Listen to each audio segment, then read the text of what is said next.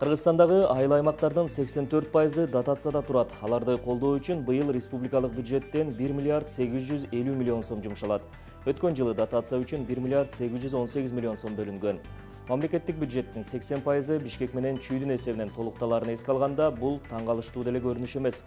Инвестициянын басымдуу бөлүгү Борбор калаага тартылганынын себеби аймактарга салыштырмалуу инфраструктуранын жакшыраак жолго коюлгандыгында. Болбосо аймактарда деле алдыдан көтөрүлгөн жакшы долбоорлор жана демилгелер жетиштүү. Алардын катарына мамлекеттик органдар үчүн белгисиз жай, ачылбаган сандыкка барабар болгон Ысык көлдүн теске жээгин кошсо болот.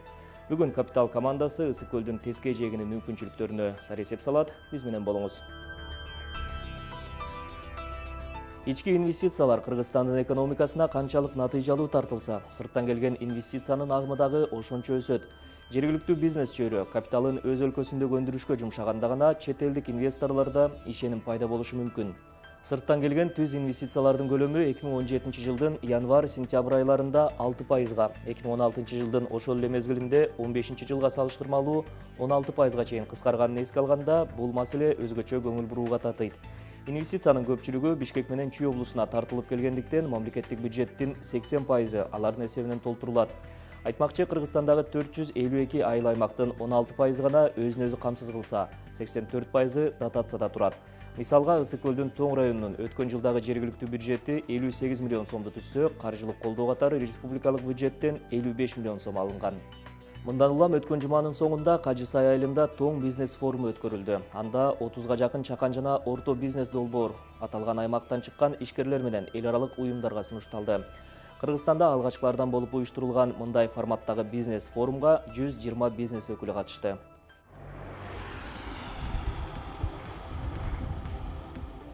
Мен азыр Тоң районундагы Тоң балыгы ассоциациясынын балык чарбачылыгында турам. Бул ассоциация өткөн жылы 3 тонна балык өндүргөн. Мисалга айта кетсем, бул кичинекей 3 көлмөдө эле азыр 80 миңге жакын балык бар.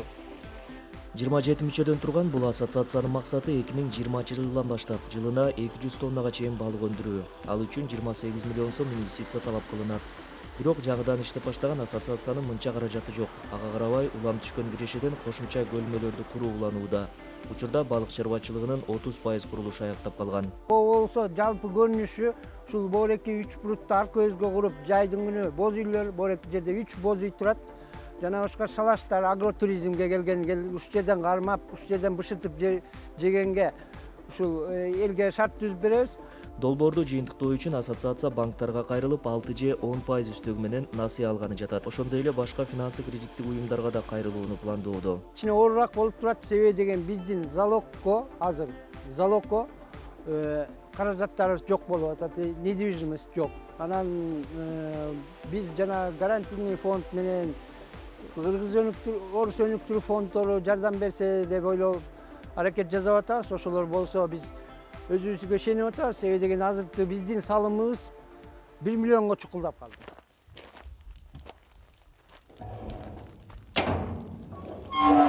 О жерден союнчу мал кирет. Айылдан алыс болуш керек экен. Ана мындай калктуу конуштардан 300 метр алыс болуп кетет. Алысыраак болуш керек экен жана калктуу конуштарданчы. Мисалы тээ үйдү турбайбы? Тээ ылдый жакта кырман да бул кырман. Кырмандан бери карай 300-350 метрге чойдуруп келдик бу жакта кулчу. Ылдый жактан өйдө карай сордуруп. Элден алыс болуш керек экен. Эшперов айылынын тургуну Кенжебек Закирияев эл аралык стандарттарга шайкеш келген мал союучу жайды куруу үчүн 2015 жылы өлкө ЯЭПке киргенден кийин Кыргыз Орус өнүктүрүү фондунан 1 миллион 700 миң сом насыя алган. Бирок долбоорду толук бүтүрүү үчүн дагы 3 миллион сом талап кылынган. Бирөөгө койгонго кыймылсыз мүлкү болбогондуктан кошумча каражат табылган эмес. Учурда курулуш жарым-жартылай гана аяктаган. Кредитти төлөп атабыз. Ошондон кийин 6 айдан кийин эле төлөй баштаган. Анан курулбай калды, ошо айла жок. Дагы көп донорлорду издеп атабыз. Буюрса болот го деп ойлоп атабыз.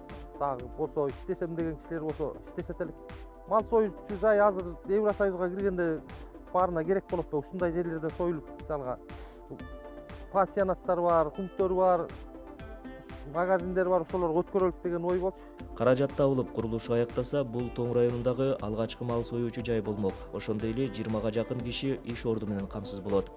Аймакта ишин жандандыруу же жаңы стартап долбоорлор үчүн каражат издегендер көп. Ишкерлер менен катар айыл аймактары да долбоор жазып, райондогу алгачкы бизнес форумда презентацияларын жасашты. Болот Мамбетов айыл аймагы көл жээгиндеги Кара Сай участкасында ден соолукту чыңдоочу борбор курууга даяр инвесторго суроо талап бар экенин билдирип чыкты. Биз сунуштап аткан жер бул участоктон 100 гектар жерге чейинки мүмкүнчүлүгүбүз бар экенин белгилеп берет элек. Анан эми бул өзү конечно билебиз, бул чоң орчундуу маселе, муну трансформациялап ошо кайра курулуш куруу категориясына которуш керек да. Анан бул боюнча да үмүттөнгөнүбүз, колдоо көрсөтөт деген ойдобуз. Жогорку өкмөттөн, жогорку кеңештен. Ишкерлердин айтымында да бүгүнкү күндө аймактарда иш баштоо үчүн трансформация маселеси чоң тоскоолдук жаратууда.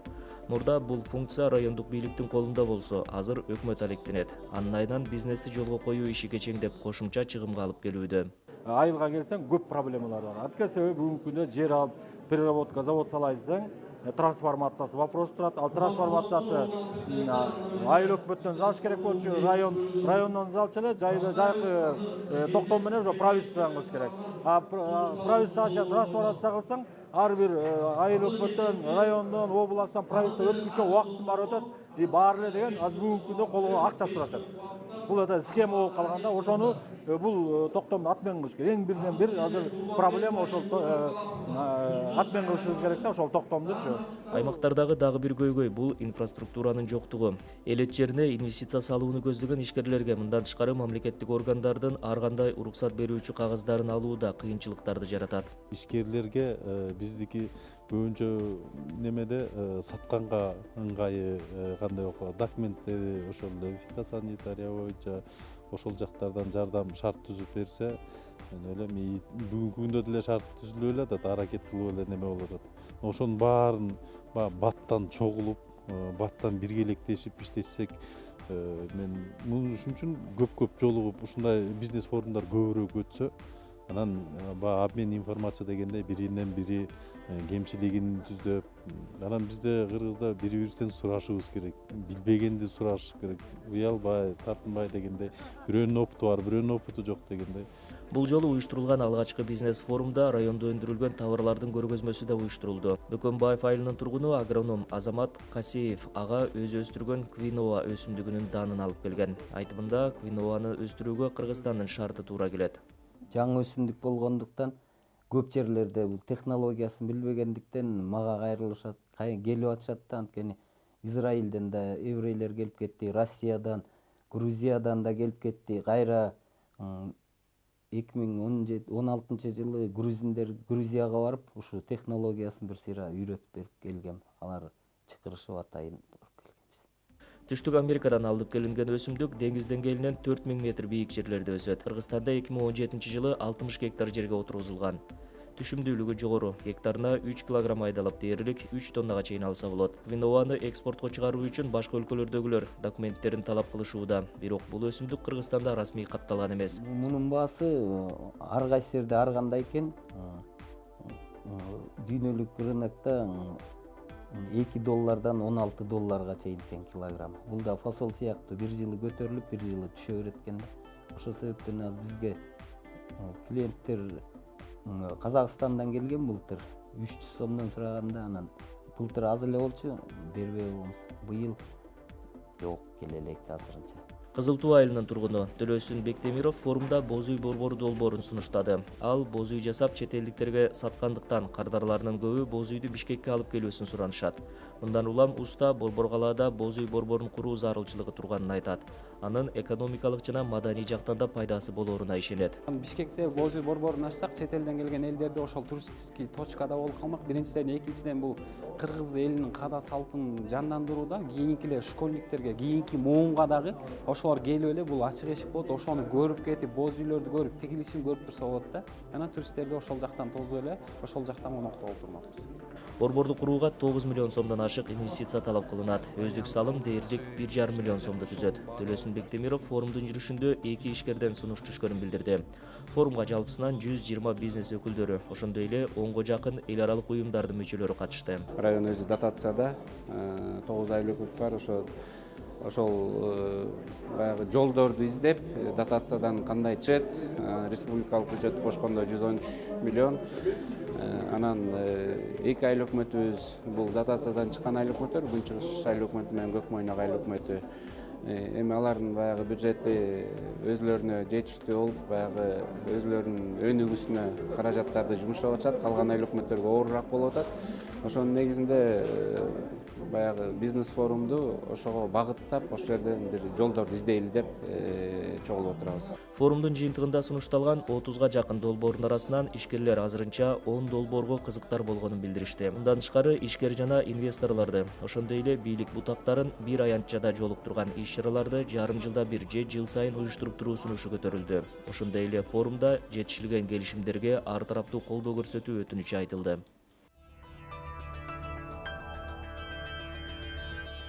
Ысык көлдүн тескей жээги менен күнгөй жээгин деги эле салыштырып болбойт. Эки жээгти алды менен келген туристтер айырмалап турат.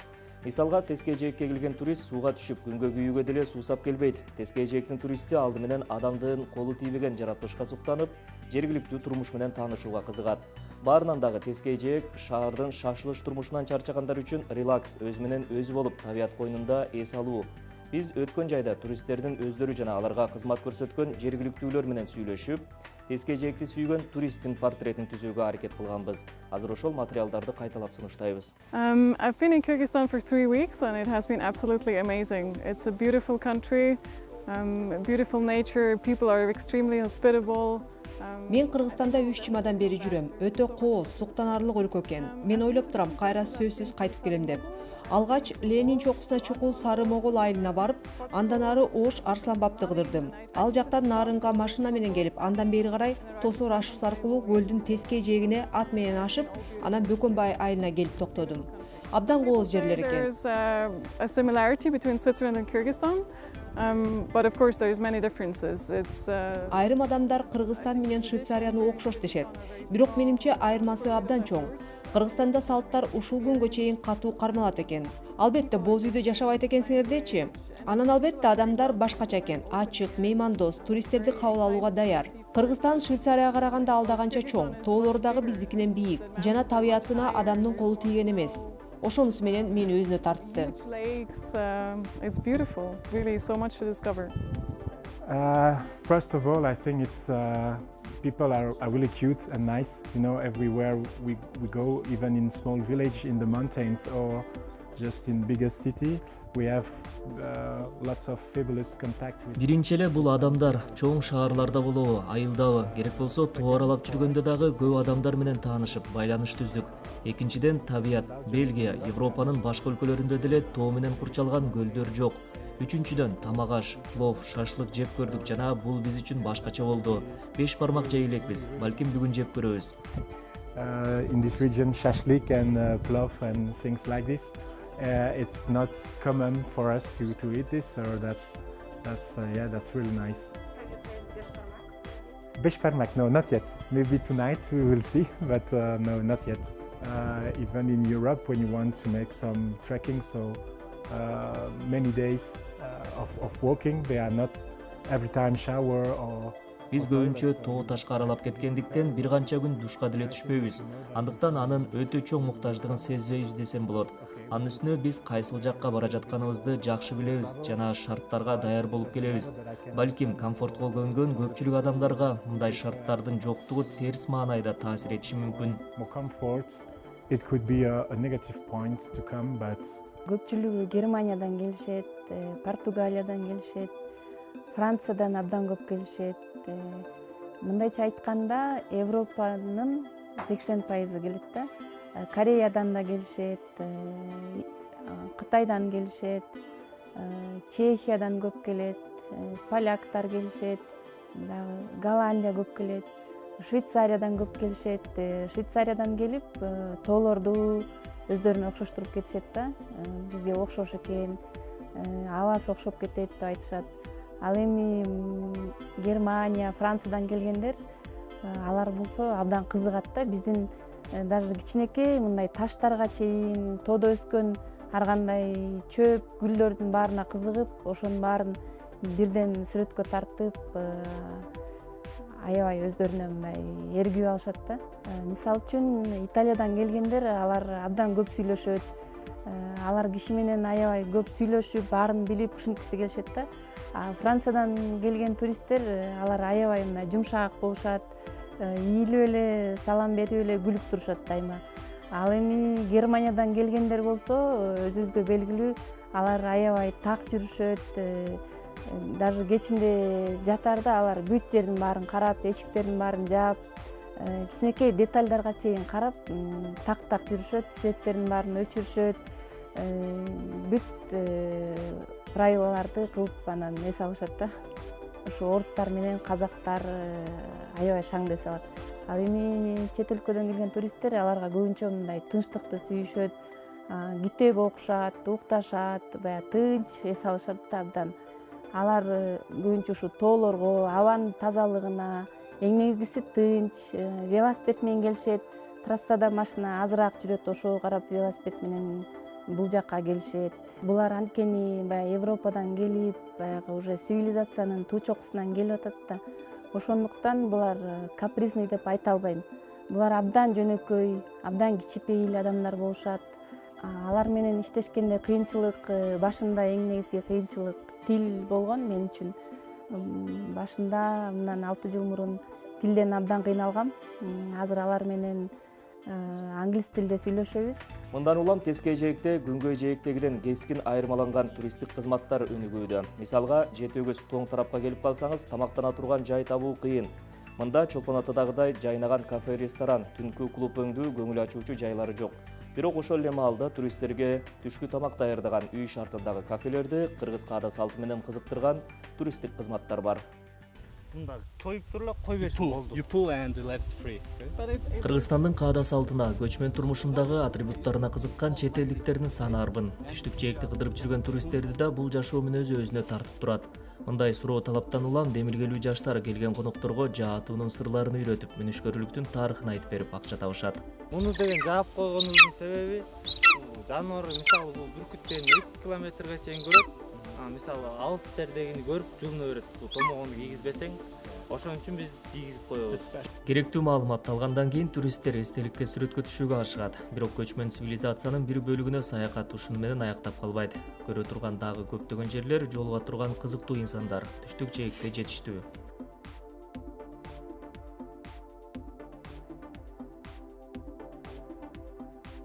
Немистер менен иштешкен фирмалар бар, француздар менен иштегендер бар. Ар кандай фирмалар бар. Ошолор алып келе беришет. Дастан жайкы мезгил учурунда айдоочулук менен алек. Бул убакыт аралыгында анын темир тулпарынын кызматын ондогон туристтер пайдаланат. Айдоочу чет элдиктерди туристтик фирмалар аркылуу табат. Жакынкы 1-2 жылдан бери түштүк жээкке баш баккан саякатчылардын саны арбыды деп кубанат ал. Бир күндө бир 7-8 мамлекет отурду да биздин бородо. Ушундай убактар болду. Таң калып атышты да анча-мынча биздин эле Кыргызстан жарандары көрүпчү. Ысык көлдүн түштүк жээгине сапар тарткандардын арасында Жети Өгүздүн көк жайыгы, Фарс коондогу шаркыратма жана жомок деп аталган каньондор өзгөчө популярдуу.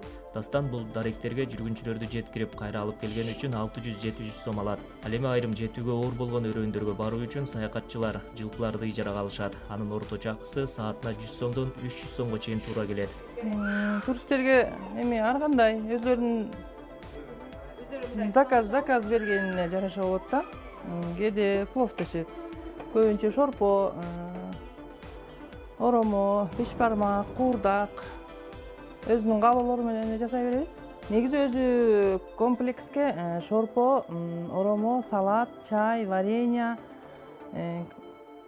нан ушулар кирет да. Бир кишиге акчасы сому 350 сом турат. Чынар Айым болсо 3 жылдан бери үй шартындагы ашкана иштетет. Бул убакыт аралыгында анын демилгеси үй бүлөлүк бизнеске айланган. 2-3 айга созулган жайкы мезгил учурунда үй бүлө жылдык бюджетин толуктап алуунун аракетин көрөт.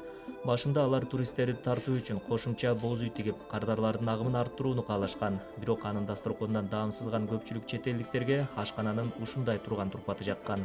Туристтер негизи өзлөрүнүн эмеси боюнча мындай үйлөрдө эс алып, буттарын чоюп, үй шартында өткөн жакшы көрүшөт экен. Келатканда биринчи айтышат экен, үйгө деп алар эми обычно жана боз үйдү элестетип беришет да. Анан алып келген шоферлор биттер айтып калышат, ой келген туристтер аябай довольный болуп калышты аябай. Бул жерге келип кеткен саякатчыларды түзүлгөн шарттар, даярдалган тамак-аштардан сырткары аларга коюлган баалар дагы кубантат. Чет элдиктер көбүнчө улуттук тамак-ашка кызыгып, алдын ала буйрутма беришет. Ашкананын кардарларын турфирмалар камсыздап берет. Учурда Чынар айым мындай фирмалар менен өнөктөштүктө иштеп жатат. Фирма менен өзүбүздүн бир тааныштар аркылуу эле болуп калган булчу. Ошол идея киргизип, ушундай кылбайсыңбы, биз негизи өзүбүз Чолпонтага ай салган барганбыз, анан ошол жерден ушундай идея киргизип калды. Анан бул жерде мисалы мен өзүм үчүн жакшы да. Мен өзүм тамак пышырып, ушундай кухняны жакшы көрөм да. Мына ушул биздин чакан конок үйүбүз же болбосо гест хаус. Бул жерде биз көптөгөн чет мамлекеттен келген туристтерди кабыл алабыз. Бул жерде иштетип жатканыбыз быйыл 6 жыл болот. Түштүк жээкте гест хаус иштеткендер көбөйдү. Тоңдун Чакан Тосор деген айылында учурда 10га жакын конок үй каалгасын ачкан. Жылдыздын бул тармакта иштеп жатканына быйыл 6 жыл болду. Анын конок үйү жыл бою иштеп, 3000ге жакын туристти тейлейт. Конок үйлөрдөн тышкары туристтердин кызыгуусун жараткан боз үй мейманканалардын да катары өсүүдө. Мындан тышкары чет элдиктер самандан курулган үйлөргө да кызыгуусун арттырууда. Аларды эко-отель деп атап коюшкан. Анын курулушуна табигый материалдар колдонулган. Мындай үйлөр шаардын ызы чуусунан тажаган чет элдиктердин сүйүктүү жерлерине айланууда. Кыргыз айылы бул жергиликтүүлөр ойлоп тапкан туристтик фишка десе болот. Анын өнүгүүсүнө инфраструктура тагыраагы инфраструктуранын өнүкпөгөндүгү себеп болгон. Дээрлик бардык эле айылдарда таза суу маселеси курч, канализация дегеле жок. Ушул кезге чейин суу түтүктөрү жок, арыктан суу ичкен айылдар бар.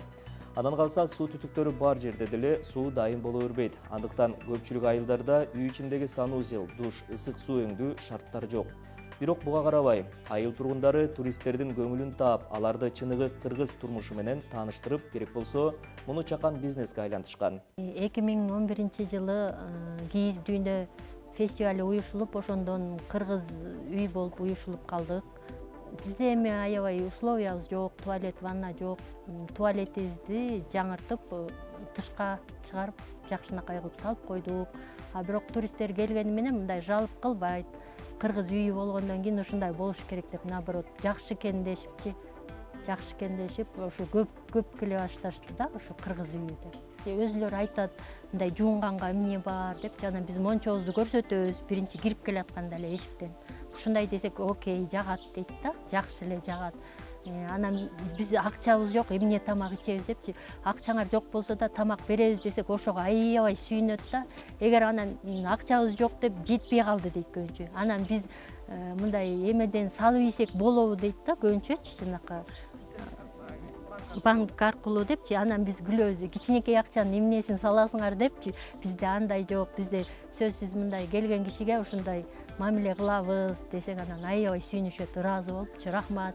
Силерге ишенсе болот экен деп. Бизге көбүнчө европейцтер келет, анан Франция, Германия, Новый Зеландиядан да келди, Малайзиядан да келди, финдер да келди көп.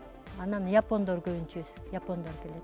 Табигый эмени каяктан аласыңар дейт, анан биз койду көрсөтөбүз, жүнүнүн баарын көрсөтөбүз. Анан кийиз жазап дагы, кийиз жазайбыз. Ала кийиз чоо, мындай 1 метрлик. Анан ошону көрүп алышып, аябай жакшы экен деп, анан өзүлөрү сатып кетишет ошону кайрып. Мастер-класс деп ушу мантыны киргизгенбиз да. Анан туристтер келгенде чогуу жазашат. Кандай мантынын жазалышын бүт көрсөтөм да, эт алабыз, пияз, анан ич май. Анан туристтерге да беребиз. Өзүлөрүнө камыр жууртабыз, жумшагыраак кылып, кичинекей ун берип, өзүлөрү жууруп көрсүн депчи. Анан жууруп, анан мындай тоголоктошот. Кичирээк кылып. Бирок жука да жай алышпайт, аябай жүдөшөт. Өзүлөрү аябай эме удовольствие алышат да, мындай, кандай десем. Үйдөгүдөй сезип атабыз депчи. Ошо баарына кээде бекер отурганда жумуш берип койсоң, ушинтип кел тамак жазайлы десек, аябай сүйүнүшөт. Бизге минтип эч ким айтчу эмес депчи. Туризм тармагындагы аткаминерлер инфраструктуранын өнүкпөгөндүгүнө байланышкан суроого Кыргызстанга туристтер комфорт үчүн эмес, адам колу тийбеген табият үчүн келет деп жооп берип келишет. Мунун бир гана жагынан чындыгы бар. Бир гана жагынан дегеним, туристтер тескейжекке, тынч атмосфера, жаратылышка тартылып келет. Бирок адам колу тийбеген жаратылыштын артыкчылыгы менен туризмди өнүктүрүүгө өнүкпөгөн инфраструктура жолтоо болуп келет. Анан калса, мамлекеттик органдар күнгөй жээк менен тескей жээктин айырмасын түшүнүп, тескей жээкти өнүктүрүү боюнча өзүнчө стратегия болушу шарт. Бир нерсени эске алып коюшубуз керек. Аркы күнгөй тарап деп коюп атпайбыз, северный берег. Чолпон Атада пансионаттардын турган турпаттарын билесиңер да, биринин үстүнө бири салынып, жолго кире бериштин баары тең башаламан болуп калганда, биз ошону кайталабашыбыз керек. Себеби бизге жаратылыш өзү художник дегендей бүт кооз нерсенин баары, турган нерсенин баарын биз акыл менен иштетишибиз керек да. Аяр мамиле жасашыбыз керек.